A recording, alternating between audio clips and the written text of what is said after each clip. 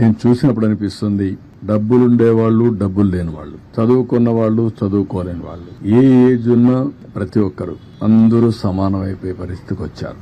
దీనావస్థలో ఉన్నారు. కడుపు నిండితే చాలని బాధపడుతున్నారు. కనీసం నీళ్లు కూడా దొరకకుండా నీళ్లు ఇస్తే అది అమృతంగా భావించే పరిస్థితిలో ఉన్నారు. అవి చూసినప్పుడు బాధ్యత పెరుగుతుంది. నేను ఆ మాటే చెప్పాను మా ఆఫీసర్లకు అందరికీ.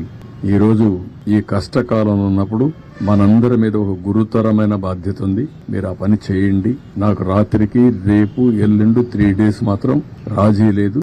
0 tolerance. అందరం కలిసి పనిచేయాలి. ఎక్కడ కూడా ఏ మాత్రం కూడా అశ్రద్ధ వహించడం, నిర్లక్ష్యంగా ఉండడం, కష్టాల్లో ఉండే వాళ్ళతో మాట్లాడే విధానం కూడా చాలా ఇంపార్టెంట్. ఒకసారి ఎమోషనల్ గా మాట్లాడతారు, హిస్టీరిక్ గా మాట్లాడతారు. ఎందుకంటే నిన్నటి నుంచి భోజనం లేదు, కళ్ల ముందర పిల్లలకు భోజనం పెట్టలేకపోయారు, పేషెంట్లుగా ఉండే పేరెంట్స్ ను చూసుకోలేకపోయారు. అవన్నీ చూసినప్పుడు ఎవరికైనా కోపం వస్తుంది, బీపీ పెరుగుతుంది, ఆవేశం వస్తుంది. అలాంటి సమయంలో మనం వాళ్ళని సముదాయించాలి, ఎప్పటికప్పుడు వాళ్ళకి గౌరవించాలి. వాళ్ళు గట్టిగా మాట్లాడినా మీరు వాళ్ళని ఏ విధంగా మెప్పించాలనో మెప్పించి మనం ఏం చేయాలనో చేయాలని చెప్పి చాలా స్పష్టంగా చెప్పాను. మా వాళ్ళు కూడా చేస్తారని చెప్పి ఆశిస్తున్నా. నేను సకల విధాల ప్రయత్నం చేస్తున్నా.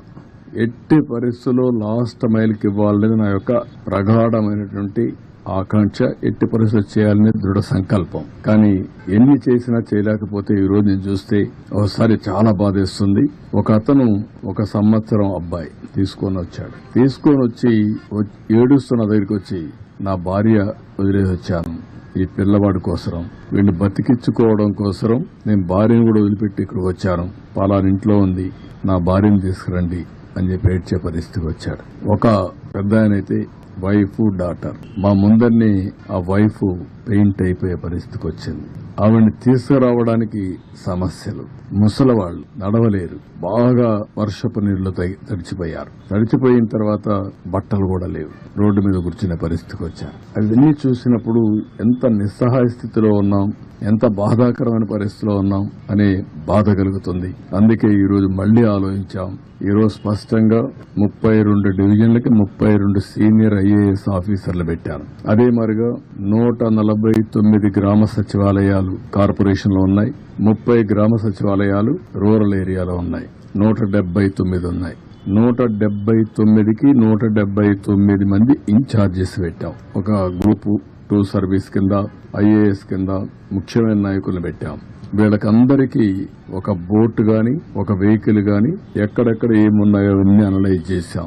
ఉదాహరణ, కొంతమంది నడిచిపోయే పరిస్థితి వస్తుంది. ఇప్పుడు బాగా వెసులుబాటు వచ్చింది కాబట్టి ఒక ట్రాక్టరో, ఒక వ్యానో పెట్టుకుని ఫుడ్ పాకెట్స్ అన్ని డిస్ట్రిబ్యూట్ చేసే పరిస్థితి వస్తుంది. కొంతమంది బోటే కావాల్సి వస్తుంది, బోటు ద్వారా ఇవ్వాలి. కొంతమంది ఏదైతే నడిచి కూడా నేను చెప్పాను ఇచ్చే అవకాశం వస్తుంది. కొన్ని ప్రాంతాల్లో ఓసారి రీచ్ కాలేనప్పుడు, రీచ్ అయినా కూడా సరిగా చేయలేనప్పుడు 6 హెలికాప్టర్లు ఉన్నాయి. హెలికాప్టర్ల ద్వారా ఫుడ్ అంతా కూడా డ్రాప్ చేసే పరిస్థితి వస్తుంది.